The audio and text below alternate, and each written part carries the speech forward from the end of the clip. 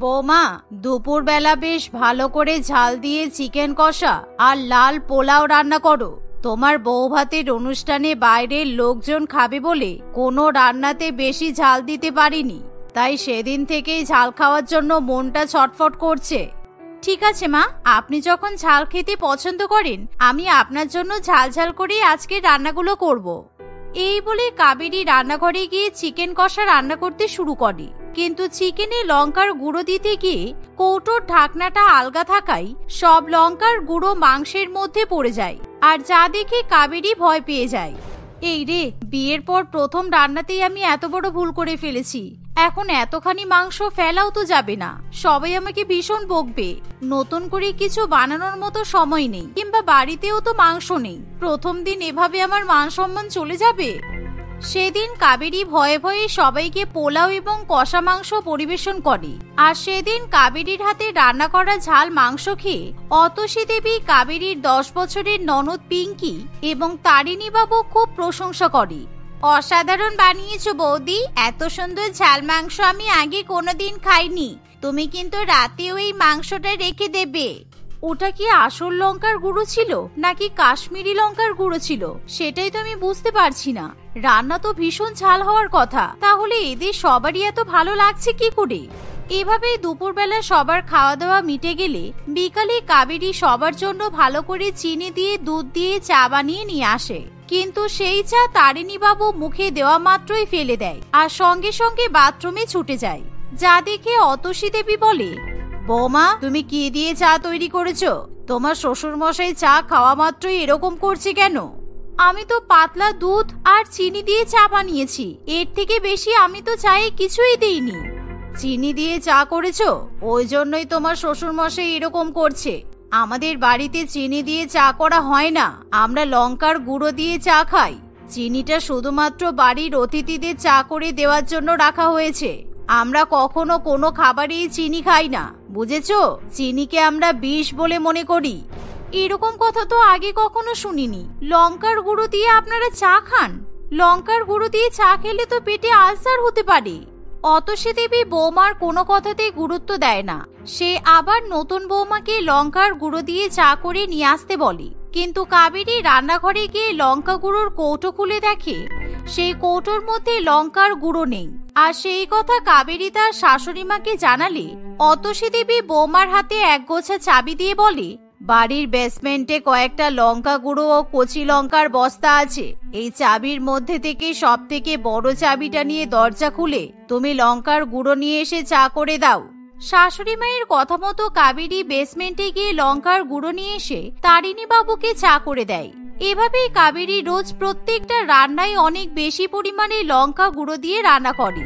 তবে কাবেরী ঝাল খাবার খেতে না পারায় লঙ্কা গুঁড়ো দেওয়ার আগে কিছুটা খাবার নিজের জন্য আলাদা করে তুলে রেখে দেয়। কিন্তু কাবেরী রান্নায় যতই ঝাল দিক না কেন তার শ্বশুরবাড়ির লোকের মন ভরে না।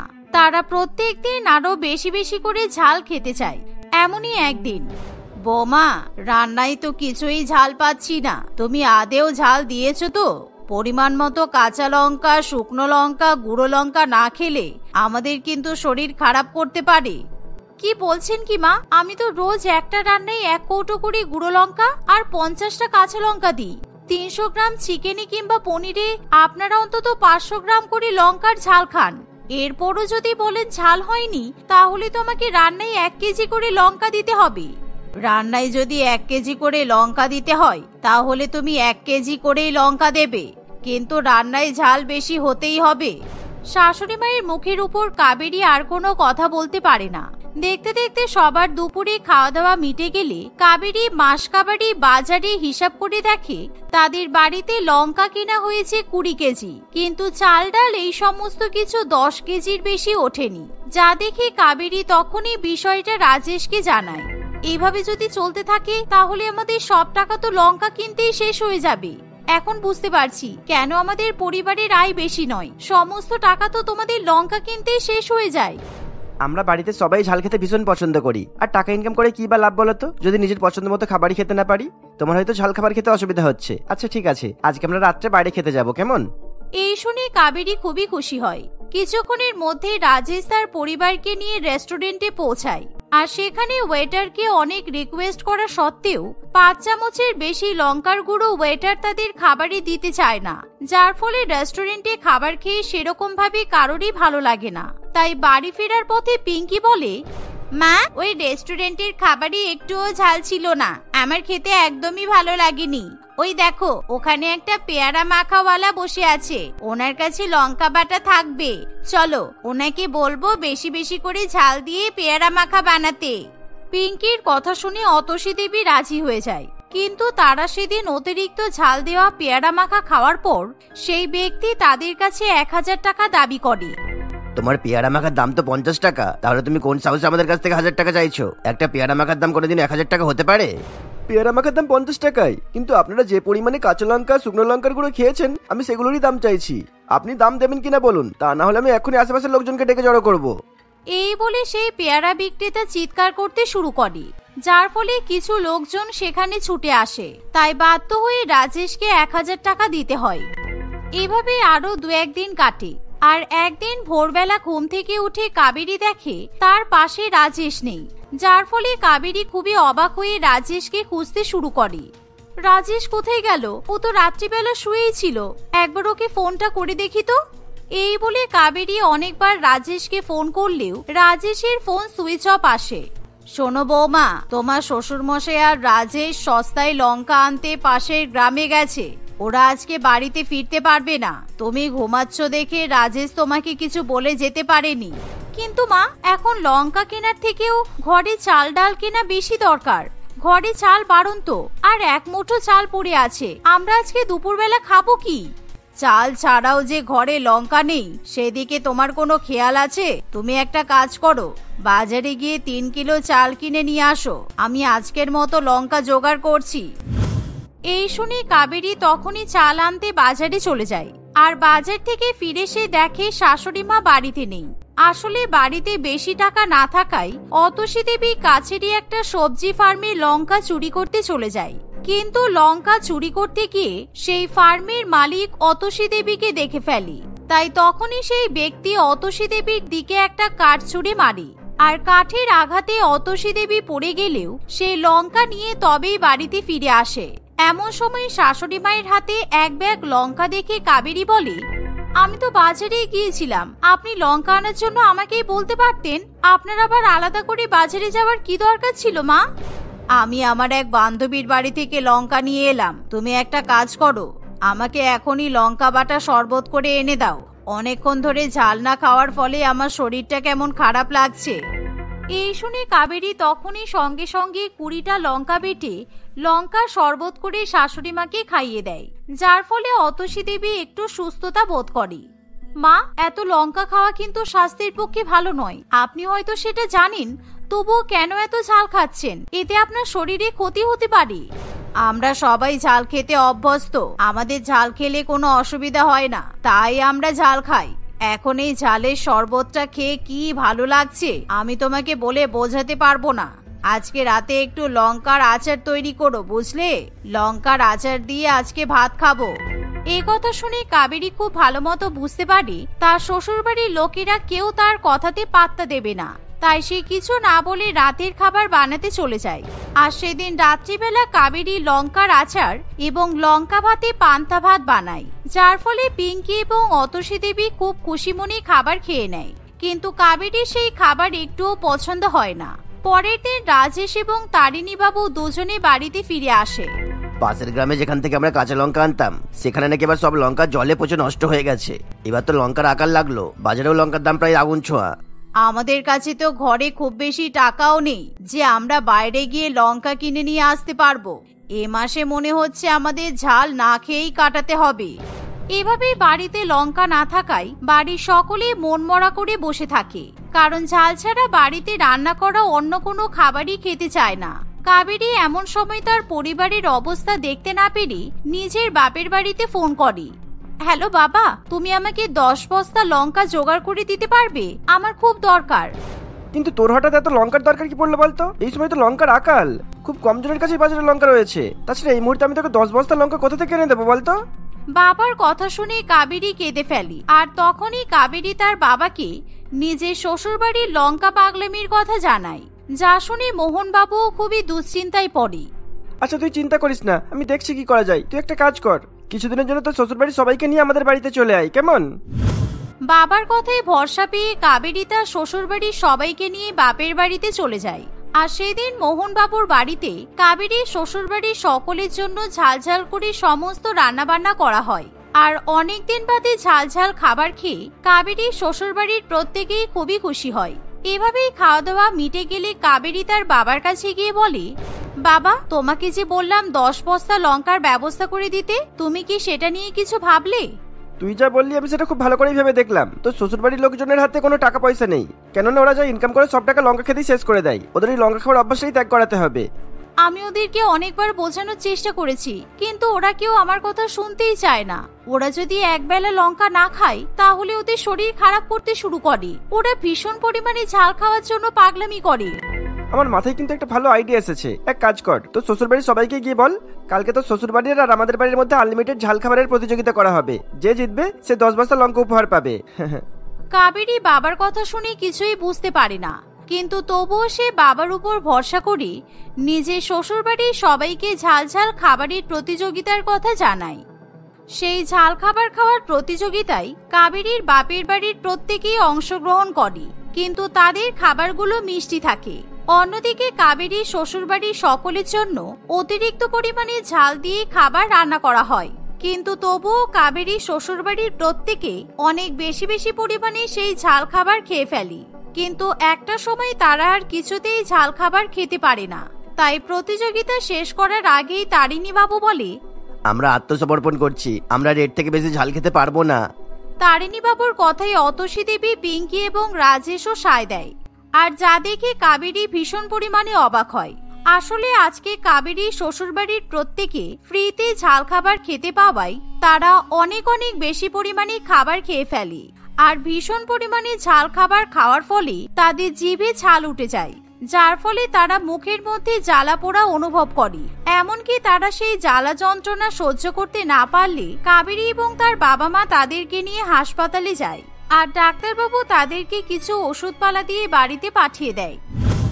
কিন্তু এই ঘটনার ফলে কাবেরীর শ্বশুরবাড়ির পরিবার দীর্ঘ 1 সপ্তাহ ধরে কোনো রকম খাবার খেতে পারে না। তারা কেবলমাত্র ফলের জুস এবং জল খেয়ে থাকে, যার ফলে কাবেরীর শ্বশুরবাড়ির প্রত্যেকেই নিজেদের ভুল বুঝতে পারে। তাই আর কখনো তারা ঝাল খাবার খাওয়ার জন্য পাগলামি করে না। আর যা দেখে কাবেরী খুবই খুশি হয়। বাইরে প্রচন্ড বৃষ্টি পড়ছে, একেই বোধহয় আকাশ ভাঙা বৃষ্টি বলে। এই বৃষ্টির মধ্যে 7 মাসের গর্ভবতী মধু বাইরে বেরিয়ে আসে। তাকে দেখে তার পেছন পেছন তার 2 চা ওরফে তার নিজের 2 বোন প্রিয়া এবং অঙ্কিতাও বাইরে আসে। তাদেরকে বাইরে বেরোতে দেখে ঘরের ভেতর থেকে তাদের শাশুড়ি মা অনেক বারণ করে, কিন্তু তবুও তারা কোনো কথা শোনে না। তোমরা বাইরে যেও না, এমন বৃষ্টির মধ্যে কখনো বাইরে বেরোতে নেই, বাজ টাজ পড়তে পারে তো। হে উপরওয়ালা, তুমি এই মেয়েগুলোকে রক্ষা করো। দাঁড়াও বৌমা, আমার কথা শোনো, বাইরে যেও না তোমরা। কিন্তু তারা 3 বউ তাদের শাশুড়ি মায়ের কোনো কথা শোনে না। তারা 3 জনেই গর্ভবতী ছিল। এই মুষলধারায় বৃষ্টি হতে দেখে তাদের হঠাৎই বৃষ্টিতে ভেজার ইচ্ছা জাগে। গর্ভাবস্থায় তো মানুষের অনেক কিছুই ইচ্ছা হয়, তাই তাদের এই ইচ্ছাটাও কারোরই খুব একটা অসাধারণ বলে মনে হয়নি। ওই মহিলাটা দেখছে তো যে আমরা বাইরে এসেছি, নে নে এবার ভালো করে ভিজে নে। এমন ভান করবি যেন বৃষ্টিতে ভিজে আমাদের খুব আনন্দ হচ্ছে। নাচ কর, গান কর, খুব মজা কর, ওনাকে দেখা যে আমরা কত খুশি। করবই তো, যেদিন থেকে এটা শুনেছে আমরা গর্ভবতী সেদিন থেকে এরা আমাদেরকে প্রায় ঘরবন্দি করে রেখেছে। আজকে তো আমি খুব মজা করব। চল দিদি, ছোটবেলায় যেভাবে বৃষ্টিতে খেলতাম ওরকম ভাবে খেলা করি। আমরা বৃষ্টি হলেই একে অপরের হাত ধরে গোল গোল করে ঘুরতাম, মনে আছে? কত মজা হতো তখন বলতো। এই বলে তারা 3 বোন বৃষ্টির মধ্যে খুবই মজা করতে থাকে। তাদেরকে দেখে মনে হয় তারা ভুলেই গেছে তারা 7 মাসের গর্ভবতী। তাদের শাশুড়ি মা তাদেরকে অনেকবার ভেতরে ডাকলেও তারা কেউ তার কোনো কথাতেই পাত্তা দেয় না। অনিমা দেবী বাধ্য হয়ে তার ছেলেদেরকে ফোন করে। তোদের স্ত্রীরা পাগল হয়ে গেছে, আজকে এত জোরে বৃষ্টি পড়ছে যে বাইরে কোনো কিছু ঠিকভাবে দেখাও যাচ্ছে না। আর এই বৃষ্টির মধ্যে ওরা মজা করতে বাইরে বেরিয়েছে। আমার খুব ভয় করছে, তোরা তাড়াতাড়ি বাড়ি চলে আয়। এসব তুমি কি বলছো মা? এরকম করলে তোদের নিজেদের ক্ষতি হয়ে যাবে, সেটা কি ওরা বুঝতে পারছে না? আমরা এখন অফিস থেকে বের হতে তো পারবো না, আর বেরোতে পারলেও এত বৃষ্টির মধ্যে গাড়ি চালিয়ে বাড়ি ফেরাটা অনেক ঝুঁকিপূর্ণ কাজ হয়ে যাবে। তোরা দেখ তোরা কি করবি, তোদের জানানোটা আমার কর্তব্য মনে হয়েছিল, সেই জন্য জানিয়ে দিলাম। আমি বয়স্ক মানুষ, আমি কিছুতেই এই বৃষ্টির মধ্যে ওদেরকে ডাকতে যেতে পারবো না। আমি তো চোখে কিছু দেখতেই পাচ্ছি না এত জলের তেজে। এই বলে অনিমা দেবী ফোনটা রেখে দেয়। মধু, প্রিয়া এবং অঙ্কিতা 3 বোন ছিল। সৌভাগ্যবশত 3 জনের বিয়েও একই বাড়িতে হয়েছিল। 3 বোন একসঙ্গে সংসার করতে পেরে খুবই আনন্দে দিন কাটায়। তারা সারাদিন নিজেদের মধ্যে গল্পগুজব করতে থাকে, আর তাদের শাশুড়ি মা বৃদ্ধা অনিমা দেবী সারাদিন তার বৌমাদের ফাইফরমাস খাটে। কিন্তু এই কথা 3 বোন কিছুতেই তাদের স্বামীদেরকে জানতে দেয় না। তাদের স্বামীরা অফিস থেকে ফেরার আগেই তারা তাদের শাশুড়ি মাকে বিশ্রাম করতে পাঠিয়ে দেয় এবং নিজেরা কাজ করার অভিনয় করে। একদিন তারা ঘরে বসে আরাম করে টিভি দেখছে, এমন সময় তাদের স্বামীরা অর্থাৎ সমর, নিলয় এবং সমীর সেখানে চলে আসে। তাড়াতাড়ি চলে এসে বোধহয় খুব মুশকিলে ফেলে দিলাম, তাই না? আচ্ছা, তোমরা কি চোখে পট্টি পরে রাখো নাকি? সমস্ত দরকারি জিনিস কি করেছে তোমাদের চোখের আড়ালে চলে যায়? আমি তো এই 4-5টা মাসে বুঝতেই পারলাম না। আগে বলো, 4 মাস নাকি 5 মাস? কতদিন বিয়ে হয়েছে সেটুকু মনে রাখতে পারো না? আবার আমাকে জিজ্ঞেস করছো আমি চোখে পট্টি পরে থাকি কিনা? চোখে পট্টি পরে থাকলে কি এখানে বসে টিভি দেখতাম? মধুর এই কথা শুনে তার বাকি 2 বোন খুবই খুশি হয়। তাদেরকে হাসতে দেখে সমরের 2 ভাই তাদের স্ত্রীদের উপর ভীষণ রেগে যায়। তোমাদের মধ্যে কি কোনো লজ্জা শরম বলে কিছু নেই? আমার দাদা তোমাদের সম্পর্কে ভাসুর হয়, তাকে তার স্ত্রী অপমান করছে দেখে তোমরা হাসছো? এই শিক্ষা পেয়েছো তোমরা? তোমরা কেমন শিক্ষা পেয়েছো শুনি? মেয়েদের সাথে কিভাবে কথা বলতে হয় সেটুকু তো জানো না। সারাদিন ঘরের কাজ করে এই এখন একটু টিভি দেখতে বসেছি, তাতেও তোমাদের সমস্যা? দেখো, তোমরা শুধু শুধু আমাদের মিথ্যা বলো না। আমাদের যা দেখার আমরা দেখে নিয়েছি। তোমরা 3 জন বাড়িতে থাকার পরেও যদি আমার মাকে হাড় ভাঙা খাটুনি খেটে নিজের শরীর খারাপ করতে হয়, তাহলে আমি বলবো তোমরা তোমাদের নিজেদের বাড়ি চলে যাও। তোমার মা নিজের বাড়িতে নিজে কাজ করবে না? উনি নিজের বাড়িতে কাজ করছেন বলে আমরা আমাদের বাড়িতে ফিরে যাব? এটা কেমন কথা? আমার মা যে ইচ্ছা করে কাজ করছে না সেটা তোমরাও জানো আর আমরাও জানি। এত জনের রান্না, এত ঘরের কাজ, এই সমস্ত কিছু একজন বৃদ্ধ মানুষ কিভাবে করতে পারে? তাহলে তোমরা কি চাইছো বলো? কারণ বাড়ি ফিরে যাওয়া তো আমাদের পক্ষে সম্ভব হবে না। এখন বাড়িতে ফিরে গেলে আমাদের অপমানের শেষ থাকবে না। সবাই বলবে 4 মাস হয়েছে বিয়ে হয়েছে, আর এখনই জামাইরা মেয়েদেরকে বাপের বাড়ি পাঠিয়ে দিল। এই জ্ঞানটা যখন আছে তখন কাল থেকে তোমরা এই বাড়ির সমস্ত কাজ করবে। এই কথার যেন কোনো অনড় না হয়। কাল থেকে আমরা বারে বারে ফোন করে মায়ের থেকে খোঁজ নেব যে তোমরা মাকে খাটিয়ে নিজেরা বিশ্রাম করছো কিনা। স্বামীদের কথায় বাধ্য হয়ে 3 বোন পরের দিন থেকে ঘরের সমস্ত কাজ করা শুরু করে। একটু কাজ করেই তারা প্রচন্ড হাঁপিয়ে যায়। হাঁপিয়ে যাওয়ার ফলে তারা তাদের শাশুড়ি মায়ের দুঃখ তো বোঝেই না, উল্টে কারণ ছাড়া তাদের শাশুড়ি মাকে আরো বেশি করে দোষারোপ করতে থাকে।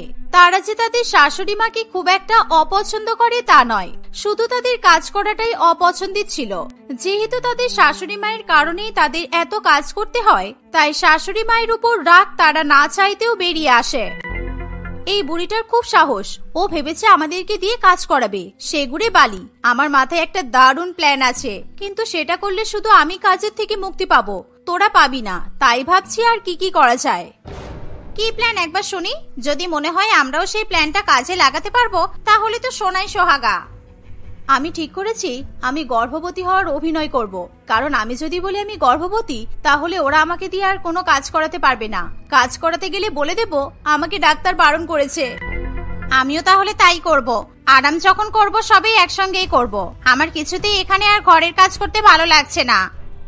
আমিও তাহলে এটাই বলবো যে আমিও গর্ভবতী, কারণ তোরা বিশ্রাম করবি, টিভি দেখবি, আর আমি ওই বুড়ির সাথে সারা বাড়ির কাজ করব। এটা তো হতে পারে না। আমরা 3 জনে একসঙ্গে গর্ভবতী বললে ঘটনাটা অদ্ভুত লাগবে না? সেটাই তো ভাবছি। কিছু একটা বন্দোবস্ত তো করতেই হবে, আমি এত কাজ তো করতেই পারবো না। এইভাবে তারা 3 বোন নানান রকমের আলাপ আলোচনা করতে থাকে। দেখতে দেখতে বেশ কয়েকদিন কাটে। হঠাৎই অনিমা দেবী এবং তার ছেলেরা লক্ষ্য করে তার বৌমারা আগের মতো কাজ করতে পারছে না। বেশ অল্পতেই তারা হাঁপিয়ে যাচ্ছে। একটু একটু কাজ করেই তারা বিশ্রাম নিচ্ছে। এরকম ঘটনা বেশ অনেকদিন ধরে চলতে থাকায় সমর, নিলয় এবং সমীর 3 জনেই তাদের স্ত্রীদের সঙ্গে এই বিষয়ে কথা বলে। কি হয়েছে তোমার মধু? কয়েকদিন ধরে দেখছি তোমার মধ্যে আগের মতো শক্তি নেই। কিরকম ঝিমিয়ে ঝিমিয়ে কাজ করছো? ঠিক করে খাচ্ছ না? কি হয়েছে একটু বলবে? আমরা তোমাদের ঘরের কাজ করতে বলেছি বলে তোমাদের কি আমাদের উপর রাগ হয়েছে? দেখো, এত রাগ হওয়ার কিন্তু কিছু নেই। আমাদের যেটা সঠিক মনে হয়েছে আমরা সেটাই বলেছি। না না, আমরা তো কোনো কিছুতেই রাগ করিনি। আসলে আমার মনে হয় কি, মধু তার কথা শেষ করার আগেই অঙ্কিতা হঠাৎই মাথা ঘুরে পড়ে যায়। সাথে সাথে অঙ্কিতাকে ঘরে নিয়ে যাওয়া হয়। কিছুক্ষণের মধ্যে তাদের বাড়িতে ডাক্তারও আসে। অঙ্কিতা চেক আপ করা হয়ে গেলে সমর বাকিদেরও চেক আপ করে নিতে বলে, কারণ আজকাল তারা প্রত্যেকেই খুবই দুর্বল হয়ে গেছে। ডাক্তার তাদের চেক আপ করে। চেক আপ করার পর ডাক্তারবাবু জানায় তারা 3 জনই গর্ভবতী। এই ঘটনা শোনার পর তাদের বাড়ির মধ্যে একটা খুশির আমেজ বয়ে যায়। সবাই আনন্দে একে অপরকে মিষ্টি খাওয়াতে থাকে। তারা ডাক্তারবাবুকে বেশ অনেক টাকা বকশিশও দেয়। তোমরা শুনলে তো ডাক্তারবাবু কি বললো? তোমরা 3 জনেই কিন্তু গর্ভবতী। এই কথাটা কিন্তু ভুলে যেও না। তোমরা 3 জনেই এবার শুধু বিশ্রাম করবে, বাকি ঘরের সমস্ত কাজ আমি করব। দরকার হলে একজন কাজের লোক রেখে নেব, কিন্তু তোমরা বিশ্রাম নেবে, কেমন? না না মা, আমি এটা পারবো না। আপনি বয়স্ক মানুষ, আপনি কেন এত কাজ করবেন? আপনি একদম চিন্তা করবেন না। আমরা 3 বোনে মিলে সব কাজ করে নেব। যখন বিশ্রাম নিতে ইচ্ছা হবে তখন ঘরে এসে একটু শুয়ে বসে নেব। আমি তো বললাম তোমরা কোনো কাজ করবে না। আমি তো আমার ছেলেদের সামনে এই কথা তোমাদেরকে বলে দিলাম। একেই তোমরা গর্ভবতী, তার উপরে বর্ষাকাল আসছে। উপরবেলা না করুক, এই বৃষ্টির মধ্যে কাজ করতে গিয়ে যদি কোনো অঘটন ঘটে, তখন তো আমি নিজেকেও কোনোদিনও ক্ষমা করতে পারবো না। কিন্তু মা, আপনি একা একা সমস্ত কিছু পেরে উঠবেন না। এখন তো সবে শুরুর মাস, এখন কোনো অসুবিধা হবে বলে মনে হয় না। আমরা আপনার কাছে হাতে হাতে সাহায্য করব। তোমরা এত তর্ক কেন করো? যখন কাজ করতে বলবো তখন করতে চাইবে না, আর যখন সবাই আমরা না করছি তখন তোমরা কাজ করার জন্য একেবারে পাগল হয়ে যাচ্ছ। এভাবেই সমর, নিলয় এবং সমীর 3 জনের অনেক বোঝানোর পর তাদের স্ত্রীরা তাদের কথা মানতে বাধ্য হয়। মধু, প্রিয়া এবং অঙ্কিতা ভেবেছিল গর্ভবতী হওয়ার অভিনয় করলে তারা কাজের থেকে মুক্তি পেয়ে যাবে। তাই তারা আগে থেকেই ডাক্তারবাবুকে বেশ কিছু টাকা বকশিশ দিয়ে তাদের বাড়িতে এসে মিথ্যা কথা বলার জন্য বলেছিল। ডাক্তারও তাদের মিথ্যা চেক আপ করে তাদের গর্ভবতী বলে। ব্যাস, তারপর আর কি, তারা নিজেদের সমস্ত কাজ থেকে ছুটি পেয়ে যায়। কিন্তু সমস্যা হয় একটাই, এই ঘটনার পর তাদের বাড়ির লোক তাদেরকে একেবারে চোখে চোখে রাখতে শুরু করে। এভাবেই বেশ কয়েকদিন কাটে। এরকম হবে জানলে আমি কখনোই এসব প্ল্যান করতাম না। ভাবলাম কাজ থেকে বেঁচে যাব, তারপর একটু শান্তিতে ঘুরে ফিরে বেড়াবো, মজা করব, সিনেমা দেখবো। তা তো কিছুই হচ্ছে না। উল্টে আমার মাথায় একটা নতুন ভয় ঢুকেছে। কিসের ভয় দিদি ভাই? তোর মাথায় ভয় ঢুকেছে মানে? ব্যাপারটা নিশ্চয়ই ভয়েরই। এবার তো কথাটা না শুনেই আমার ভয় করছে। দেখতে দেখতে আমাদের এই নকল গর্ভাবস্থার প্রায় 7 মাস হতে চললো। এখনো পর্যন্ত তো আমরা পেটের ভেতর বালিশ লাগিয়ে সবার সামনে নিজেদেরকে গর্ভবতী প্রমাণ করে চলেছি। কিন্তু এরপরে কি হবে? সত্যি সত্যি যখন সন্তান প্রসব করার সময় আসবে তখন কি করব? কাজ থেকে বাঁচার জন্য আমরা এত বড় রিস্কটা না নিলেই পারতাম। আমারও এটা ভেবে রাতে ঘুম আসে না। সমীর ভাবে প্রেগন্যান্সির কারণে হয়তো এরকম হচ্ছে, তাই ও আমাকে ওষুধ খাইয়ে দেয়, মাথায় হাত বুলিয়ে দেয়। যেদিন ওরা জানতে পারবে এসব মিথ্যা, সেদিন আমাদের কি হবে বুঝতে পারছিস? একদম বেশি ভাবিস না। আমার মাথায় এটার জন্য একটা প্ল্যান আছে, আর তার জন্য আমাদের আবার কিছু টাকা জোগাড় করতে হবে, যাতে ডাক্তারকে আর একটু ঘুষ খাওয়াতে পারি। তোর প্ল্যানের কথা শুনলেই আমার বুকটা আটকে ওঠে। এই বিপদ থেকে বাঁচার কোনো নতুন উপায় বের করেছিস তো, নাকি আবার নতুন করে বিপদে ফেলার জন্য কিছু করেছিস? বর্ষাকাল তো শুরু হয়ে গেছে। এর মধ্যে যেদিন সবচেয়ে জোরে বৃষ্টি হবে সেদিন আমরা বাইরে ভিজতে বেরিয়ে পড়ব। তারপর হুটো পুটি লাফালাফি করতে করতে ইচ্ছা করে মাটিতে পড়ে যাব, আর ব্যাস কেল্লা ফতে। মধুর কথা শুনে তার 2 বোন খুবই খুশি হয়। তারা প্রত্যেকদিন খুব মুষলধারায় বৃষ্টি হওয়ার জন্য অপেক্ষা করতে থাকে। যেদিন মুষলধারায় বৃষ্টি হয় সেদিন তারা সবাই বাইরে ভিজতে চলে যায়। হুটোপুটি করতে করতে তারা 3 জনেই জলে পা পিছলে মাটিতে পড়ে যায়। সমর, নিলয়, সমীর 3 জনেই অফিস থেকে ফিরে তাদের স্ত্রীদেরকে ঘরে নিয়ে যায়। মধু এবং তার 2 বোন আগে থেকেই যে ডাক্তারকে টাকা দিয়েছিল, সেই দিন প্রচন্ড বৃষ্টি হওয়ার কারণে সেই ডাক্তার সেখানে আসতে পারে না। তার জায়গায় সমর অন্য একজন ডাক্তারকে বাড়িতে নিয়ে আসে। আপনারা বললেন এরা সবাই 7 মাসের গর্ভবতী ছিলেন, কিন্তু এমন তো কিছুই নয়। এনারা তো কেউ গর্ভবতী ছিলেন না, শুধুমাত্র সমরবাবু আপনার স্ত্রী বাদ দিয়ে। উনি 3 মাসের গর্ভবতী ছিলেন, 7 মাসের নয়। তবে এই বৃষ্টির মধ্যে খুব জোরে পড়ে যাওয়াতে ওনার বাচ্চাটাও নষ্ট হয়ে গেছে। এসব কিছু আমার জন্য হয়েছে। আমি নিজে বাড়ির কাজ থেকে মুক্তি পাবো বলে গর্ভবতী হওয়ার প্ল্যান করেছিলাম। 9 মাস হয়ে গেলে তোমাদের কাছে ধরা পড়ে যাব, তাই বৃষ্টিতে ভিজে পা পিছলে পড়ে যাওয়ার অভিনয় করেছিলাম। এতে যে সত্যি সত্যি আমার এত বড় ক্ষতি হয়ে যাবে আমি একদম বিশ্বাস করতে পারিনি। আমাদের শাশুড়ি মাকে দিয়ে এরকম দিনরাত কঠোর পরিশ্রম করিয়ে কষ্ট দেওয়ার জন্যই হয়তো উপরওয়ালা আমাকে শাস্তি দিয়েছে। এই বলে মধু খুবই কাঁদতে থাকে। তাদের সবার কথা শুনে সমর, নিলয় এবং সমীর প্রচন্ড রেগে যায়। তারা নিজেদের স্ত্রীদের সঙ্গে কথা বলাই বন্ধ করে দেয়। সমস্ত ঘটনার জন্য মধু, প্রিয়া এবং অঙ্কিতা অনেকবার করে ক্ষমা চাইলেও কেউ তাদের এত সহজে ক্ষমা করতে পারে না। এখন তারা তাদের শাশুড়ি মাকে বিশ্রাম দিয়ে সমস্ত কাজ নিজে করতে থাকে, কিন্তু তাতেও তারা কারোর মন গলাতে পারে না।